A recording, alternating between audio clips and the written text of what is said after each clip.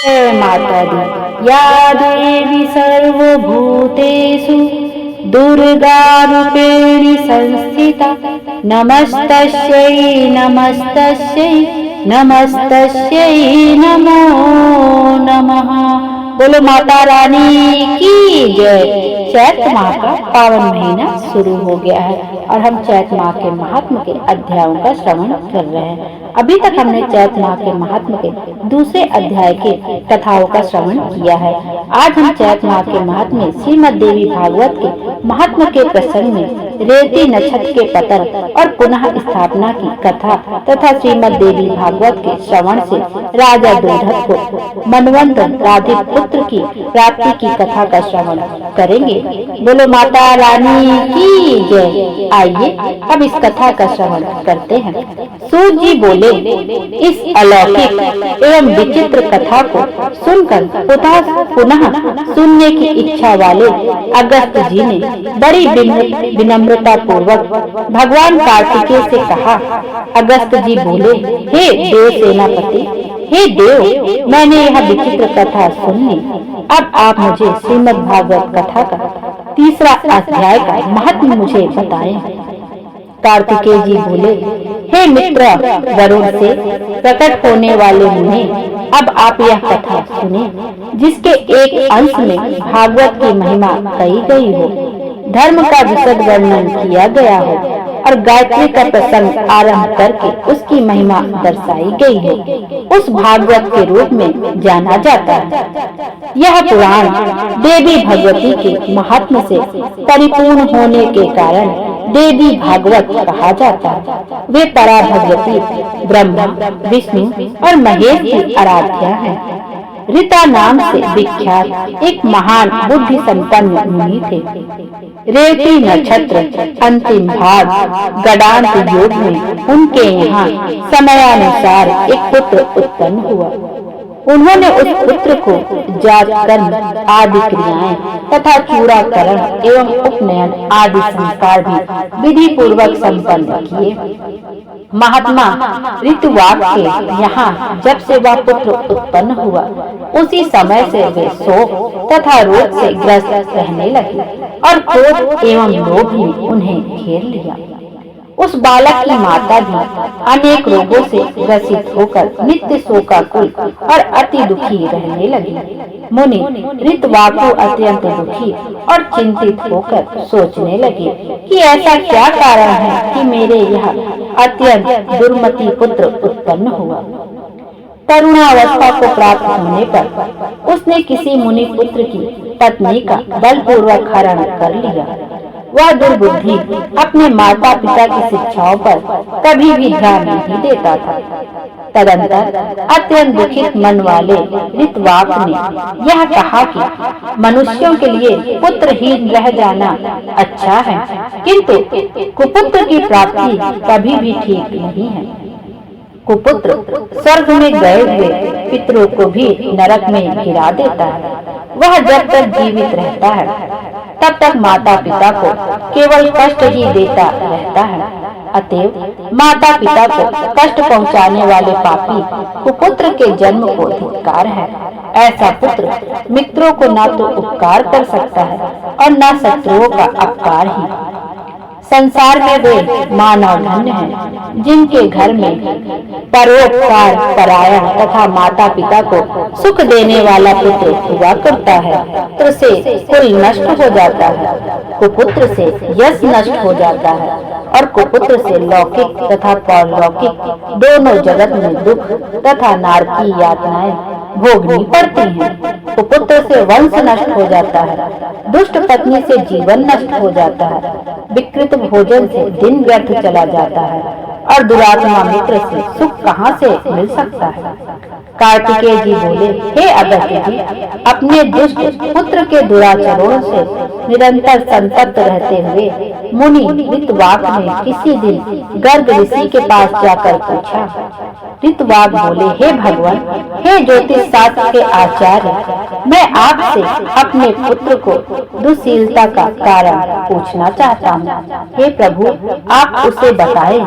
गुरु की निरंतर सेवा करते हुए मैंने विधि पूर्वक वेदा अध्ययन किया और ब्रह्मचर्य व्रत पूर्ण करके विधि विधान के साथ विवाह किया। अपनी भार्या के साथ मैंने गृहस्थ धर्म का सदैव यथोचित पालन किया और विधि पूर्वक पंच यज्ञ का अनुष्ठान किया। हे विप्र, नरक प्राप्ति के भय से बचने के लिए पुत्र प्राप्त करने की कामना से मैंने विधिवत गर्भाधान किया था, न कि वासनात्मक सुख प्राप्ति की इच्छा से। हे मुनि, दुखदायी माता पिता के प्रति उद्दंड तथा बंधु बांधवों को पीड़ा पहुँचाने वाला यह पुत्र मेरे दोष से अथवा अपनी माता के दोष से उत्पन्न हुआ। तब ज्योतिष शास्त्र ज्ञाता गंगाचार्य ने मुनि ऋत्विक का यह वचन सुनकर सभी कारणों पर सम्यक रूप से विचार करके कहा। गर्गाचार्य जी बोले, हे मुनि, इसमें ना तो आपका दोष है, ना बालक की माता का दोष है और ना तो कुल का दोष है। रेवती नक्षत्र का अंतिम भाग गडांत योग इस बालक की दुर्दीनता का कारण है। हे मुनि, अशुभ बेला में आपके पुत्र का जन्म हुआ है, इसी कारण यह आपको दुख दे रहा है। इसमें लेश मात्र भी अन्य कोई कारण नहीं है। अतः हे ब्राह्मण, इस दुख के शमन के लिए आप प्रयत्न पूर्वक समस्त दुर्गतियों का विनाश करने वाली कल्याणी जगदम्बा दुर्गा की आराधना कीजिए। गर्गाचार्य जी का वचन सुनकर ऋत्विक मुनि ने क्रोध से मूर्छित हो गए और उन्होंने रेवती को श्राप दे दिया कि वह आकाश से नीचे गिर जाए। ऋत्विक को श्राप देते हुए चमकता हुआ रेवती नक्षत्र सभी लोगों के देखते देखते आकाश से कुमुद पर्वत पर जा गिरा। वह कुमुद पर्वत रेवती के गिरने के कारण रौतक नाम से प्रसिद्ध हुआ और उसी समय से वह अत्यंत रमणीक हो गया। रेवती को श्राप देकर मुनि ऋत्विकों ने महर्षि गर्ग द्वारा बताए गए विधान के अनुसार देवी भगवती की सम्यक आराधना कर सुख और सौभाग्य प्राप्त किया। कार्तिकेय जी बोले, हे अगस्त्य जी, उस रेवती नक्षत्र के महान तेज से एक कन्या उत्पन्न हुई जो अनुपम रूपवती होने के कारण लोक में दूसरी लक्ष्मी की भांति प्रतीत हो रही थी। रेवती नक्षत्र की क्रांति से प्रारब्धभूत उस कन्या को देखकर मुनि प्रमुच ने प्रसन्न होकर उसका रेवती यह नाम रख दिया। तदंतर ब्रह्म ऋषि प्रमुख उसे कुमुदचाचल पर स्थित अपने आश्रम ले आए और पुत्री की भांति उसका धर्म पूर्वक पालन पोषण करने लगे। समय पाकर यौवन को प्राप्त उस रूपवती कन्या को देखकर मुनि ने विचार किया कि इस कन्या के योग्य वर कौन होगा। बहुत अन्वेषण के बाद भी जब मुनि को उसके योग्य कोई वर नहीं मिला, तब वे अग्निशाला में प्रवेश करके अग्निदेव की स्तुति करने लगे। प्रमुख ऋषि के स्तुति गान से प्रसन्न होकर अग्निदेव ने कन्या के योग्य वर का संकेत करते हुए कहा, हे मुनि, इस कन्या के पति धर्मपरायण, बलशाली, वीर, प्रिय भाषण करने वाले और अपराजय राजा दुर्दम होंगे। तब अग्निदेव के इस वचन को सुनकर मुनि अत्यंत प्रसन्न हुए। संयोग से उसी समय आखेटक के बहाने दुर्दम नामक प्रतिभाशाली राजा मुनि प्रमुख के आश्रम में आ गए। बलवान तथा अप्रतिम कोष से संपन्न वे थे। प्रिय व्रत के वंशज राजा दुर्दम विक्रमशील के पुत्र और कालिंदी के गर्भ से उत्पन्न हुए थे। मुनि के आश्रम में प्रवेश कर उन्हें वहां न देखकर राजा दुर्मने ने देवकी को प्रिय इस शब्द से संबोधित करके पूछा। राजा बोले, हे प्रिय, महर्षि भगवान प्रमुख इस आश्रम से कहाँ गए हुए हैं? हे कल्याणी, मुझे सच सच बताओ, मैं उनके चरणों का दर्शन करना चाहता हूँ। कन्या बोली, हे महाराज, महामुनि अग्निशाला में गए हुए हैं। राजा भी यह वचन सुनकर शीघ्रता पूर्वक आश्रम से बाहर निकल आए। इसके बाद प्रमुख मुनि ने राज लक्षण संपन्न एवं विनयावनत राजा दुर्दम को अग्निशाला के द्वार पर स्थित देखा। मुनि को देखकर राजा ने प्रणाम किया और तदंतर मुनि प्रमुख ने शिष्य से कहा, हे गौतम, ये राजा अर्घ पाने के योग्य है, अतः शीघ्र ही इनके लिए अर्घ ले आओ। बहुत दिन बाद ये पधारे हुए हैं और विशेष रूप से ये हमारे जमाता हैं। ऐसा कहकर मुनि ने राजा को अर्घ प्रदान किया और राजा ने भी विचार करते हुए उसे ग्रहण किया। तत्पश्चात राजा के अर्घ ग्रहण करने के आसन पर बैठ जाने के उपरांत मुनि प्रमुख ने उन्हें आशीर्वचनों से अभिनंदित करके उनका कुशल क्षेम पूछा। हे राजन, आप स्वस्थ तो हैं? आपकी सेना, कोष, बंद बांधव, सेवकगण, सचिव, नगर, देश आदि की सर्वविध कुशलता तो है। हे नरेश, आपकी भार्या तो यही विद्यमान है और वह सकुशल है, अतएव मैं उसकी कुशलता नहीं पूछूंगा। आप अपनी अन्य स्त्रियों का कुशल क्षेम बताइए। राजा बोले, हे भगवान, आपकी कृपा प्रभाव से मेरी सर्वविध कुशलता है। हे ब्राह्मण, अब मेरी यह जिज्ञासा है कि मेरी कौन सी भार्या यहाँ है? ऋषि बोले, हे पृथ्वीपते, संसार में अप्रतिम लावण्य से संपन्न रेवती नामक आपकी पत्नी यहाँ ही रहती है, क्या आप उसे नहीं जानते? राजा बोले, हे प्रभु, सुभद्रा आदि मेरी पत्नियां तो घर पर ही हैं। हे भगवान, मैं तो केवल उन्हें ही जानता हूँ, मैं रेवती को तो नहीं जानता। ऋषि बोले, हे महामते, हे राजन, इसी समय प्रिय के संबोधन से आपने जिससे पूछा था, अपनी उस योग्यतम प्रिया को आपने क्षण भर में ही भुला दिया। राजा बोले, हे मुनि, आपने जो कहा वह असत्य नहीं है, किंतु मैंने तो सामान्य रूप से ऐसा कह दिया था। इसमें मेरा कोई दूषित भाव नहीं था, अतः आप मेरे ऊपर क्रोध ना करें। ऋषि बोले, हे राजन, आपका भाव दूषित नहीं था, अपितु आपने सत्य ही कहा था। अग्निदेव के द्वारा प्रेरित किए जाने पर ही आपने ऐसा कहा था। इसका पति कौन होगा, ऐसा मेरे द्वारा आज अग्निदेव से पूछे जाने पर उन्होंने कहा था कि इसके पति निश्चित रूप से राजा दुर्दम ही होंगे। हे महिपते, अतः मेरे द्वारा प्रदत्त इस कन्या को आप स्वीकार कीजिए। आप इसे प्रिय ऐसा संबोधित भी कर चुके हैं, अतः अब शंका रहित होकर किसी अन्य विचार में ना पड़े। मुनि का यह वचन सुनकर राजा दुर्दम चिंतन करते हुए चुप हो गए और मुनि उनके वैवाहिक अनुष्ठान की तैयारी में जुट गए। इसके बाद विवाह कार्य के लिए मुनि को तत्पर देखकर रेवती ने कहा, हे तात, आप मेरा विवाह रेवती नक्षत्र में ही संपन्न कराएं। पूर्व काल में मुनि ऋत्वाक ने रेवती नक्षत्र को पृथ्वी पर गिरा दिया था। इस प्रकार अन्य नक्षत्र में यदि तुम्हारी श्रद्धा नहीं है, तब तुम्हारा विवाह कैसे होगा? कन्या बोली, तात, क्या केवल एक ऋतुवाक ने ही तपस्या की है? क्या आपने मन, वचन, कर्म से ऐसी तप साधना नहीं की है? हे पिताजी, मैं आपके तपोबल को जानती हूँ। आप जगत की सृष्टि करने में समर्थ हैं, अतः आप अपने तप के प्रभाव से रेवती को पुनः आकाश में स्थापित करके उसी नक्षत्र में मेरा विवाह कीजिए। ऋषि बोले, तुम्हारा कल्याण हो। तुम जैसा मुझसे कह रही हो वैसा ही होगा। तुम्हारे हितार्थ में आज ही रेवती नक्षत्र को सोम मार्ग नक्षत्र मंडल में स्थापित करूंगा।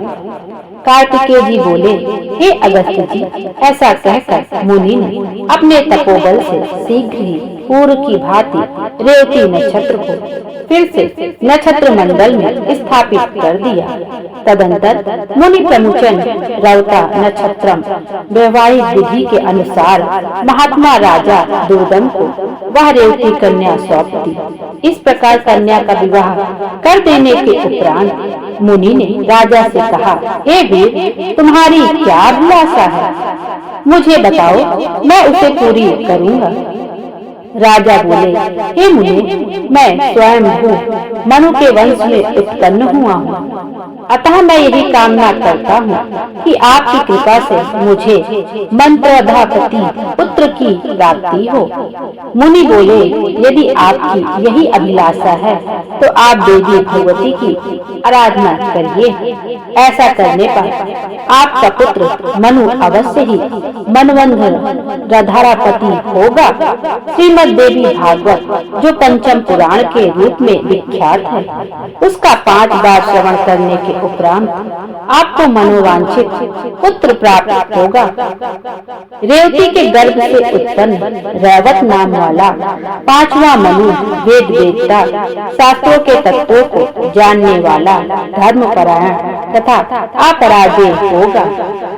मुनि प्रमुख के इस प्रकार कहने पर प्रसन्न होकर प्रतिभा संपन्न राजा दुर्मने ने मुनि को प्रणाम किया और वे भार्या रेवती के साथ अपने नगर चले गए। महामती राजा दुर्दन ने अपने पितामह से प्राप्त राज्य पर शासन किया और उस धर्मात्मा ने और औरस पुत्रों की भांति अपनी प्रजाओं का पालन किया। एक बार उनके यहाँ महात्मा लोमस ऋषि पधारे। राजा दुर्दन ने उन्हें प्रणाम किया और उनका विधिवत पूजन कर दोनों हाथ जोड़कर कहा। राजा बोले, हे भगवान, हे मुनि, यदि आप कृपा करें तो मैं पुत्र प्राप्ति की कामना से आपसे देवी भागवत नामक पुराण सुनना चाहता हूँ। राजा का यह वचन सुनकर लोमस मुनि प्रसन्न हो गए और बोले, हे राजा, आप धन्य हैं, क्योंकि तीनों लोकों की जननी देवी भगवती में आपकी ऐसी भक्ति हो गई है। देव, दानव तथा मानव की आराध्या परा भगवती जगदम्बा में यदि आपकी भक्ति उत्पन्न हुई है तो आपकी कार्य सिद्धि अवश्य होगी। अतएव हे राजन, मैं आपको श्रीमद् देवी भागवत सुनाऊंगा, जिसके सुनने मात्र से कुछ भी रह जाता दुष्प्राय नहीं है। हे ब्राह्मण, ऐसा कहकर मुनि ने किसी शुभ दिन में कथा का आरंभ किया।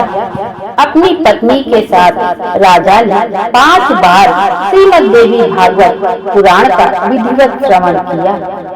कथा समाप्ति के दिन धर्मश्रेष्ठ राजा दुर्दन ने अत्यंत प्रसन्नता पूर्वक श्रीमद् देवी भागवत पुराण तथा लोमस मुनि की पूजा की।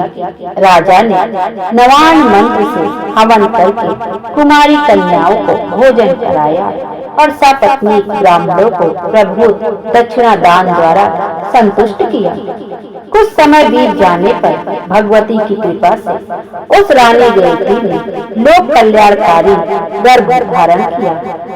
इसके बाद जब समस्त ग्रह नक्षत्र अपने अपने अनुकूल स्थानों पर थे और सभी मांगलिक कार्य संपन्न हो गए थे, ऐसे शुभ समय में रेवती ने पुत्र को जन्म दिया। पुत्र के जन्म का समाचार सुनकर राजा दुर्दन अत्यंत प्रसन्न हुए और उन्होंने स्नान करके स्वर्ण कलश के जल से पुत्र का जात कर्म आदि संस्कार संपन्न किया। तदंतर राजा ने विधि पूर्वक दान देकर ब्राह्मणों को संतुष्ट किया। समय पर पुत्र का उपनयन संस्कार करके राजा ने अपने पुत्र को अंगों सहित वेदों का अध्ययन कराया। इस प्रकार राजा का वरावत नामक तेजस्वी पुत्र समग्र विद्याओं का निधान, धर्मपरायण, अर्थ विशारदों में श्रेष्ठ, धर्म का वक्ता तथा धर्म का पालन करता हो गया। इसके बाद ब्रह्मा जी ने रैवत को मनु के पद पर नियुक्त किया और वे श्रीमान मनवंत राधापति के रूप में धर्म पूर्वक पृथ्वी पर शासन करने लगे। इस प्रकार मैंने देवी भगवती के इस प्रभाव का संक्षिप्त रूप से वर्णन कर दिया। इस श्रीमद् देवी भागवत पुराण के महत्व का विस्तार पूर्वक वर्णन करने में कौन समर्थ है? सूत जी बोले, हे ब्राह्मणों, इस प्रकार श्रीमद् देवी भागवत का महत्व तथा उसकी विधि सुनकर और कुमार कार्तिकेय की पूजा कर अगस्त्य जी अपने आश्रम चले गए। हे विप्रो, मैंने आप लोगों के समक्ष श्रीमद् देवी भागवत का यह महत्व कह दिया। जो मनुष्य श्रद्धा पूर्वक इसका श्रवण तथा पाठ करता है, वह इस लोक में संपूर्ण भोगों का सुख प्राप्त करके अंत में मोक्ष प्राप्त करता है। इस तरह से श्रीमद् देवी भागवत का तीसरा अध्याय यहीं पर समाप्त होता है। कल की वीडियो में हम लोग श्रीमद् देवी भागवत के चौथे अध्याय का श्रवण करेंगे। बोलो माता रानी की जय। जय माता दी। सबकी मनोकामना पूरी करिए और सबके जीवन को खुशियों से भर दीजिए। Thank you.